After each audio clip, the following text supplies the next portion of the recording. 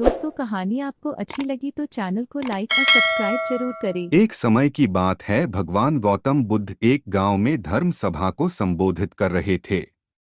लोग अपनी विभिन्न परेशानियों को लेकर उनके पास जाते और उसका हल लेकर खुशी खुशी वहां से लौटते। उसी गांव के सड़क के किनारे एक गरीब व्यक्ति बैठा रहता तथा महात्मा बुद्ध के उपदेश शिविर में आने जाने वाले लोगों को बड़े ध्यान से देखता। उसे बड़ा आश्चर्य होता कि लोग अंदर तो बड़े दुखी चेहरे लेकर जाते हैं, लेकिन जब वापस आते हैं तो बड़े खुश और प्रसन्न दिखाई देते हैं। उस गरीब को लगा कि क्यों न वो भी अपनी समस्या को भगवान के समक्ष रखे। मन में यह विचार लिए वह भी महात्मा बुद्ध के पास पहुंचा। लोग पंक्तिबद्ध खड़े होकर अपनी समस्या को बता रहे थे। जब उसकी बारी आई तो उसने सबसे पहले महात्मा बुद्ध को प्रणाम किया और फिर कहा, भगवान, इस गांव में लगभग सभी लोग खुश और समृद्ध हैं। फिर मैं ही क्यों गरीब हूं?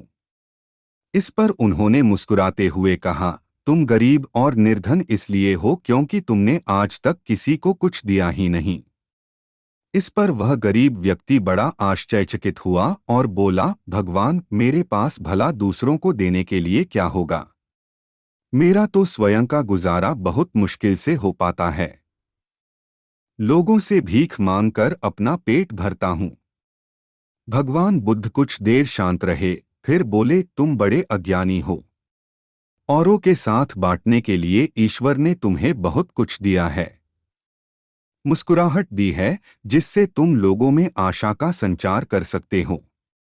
मुख दिया है ताकि लोगों से दो मीठे शब्द बोल सकते हैं, उनकी प्रशंसा कर सकते हो। दो हाथ दिए हैं, लोगों की मदद कर सकते हो। ईश्वर ने जिसको ये तीन चीजें दी है वह कभी गरीब और निर्धन हो ही नहीं सकता।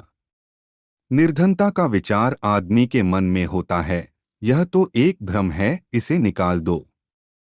कभी भी मन में निर्धनता का भाव उत्पन्न न होने दो, गरीबी अपने आप दूर हो जाएगी। भगवान बुद्ध का संदेश सुनकर उस आदमी का चेहरा चमक उठा और उसने इस उपदेश को अपने जीवन में उतारा, जिससे वह फिर कभी दुखी नहीं हुआ। धन्यवाद। दोस्तों कहानी आपको अच्छी लगी तो चैनल को लाइक और सब्सक्राइब जरूर करें।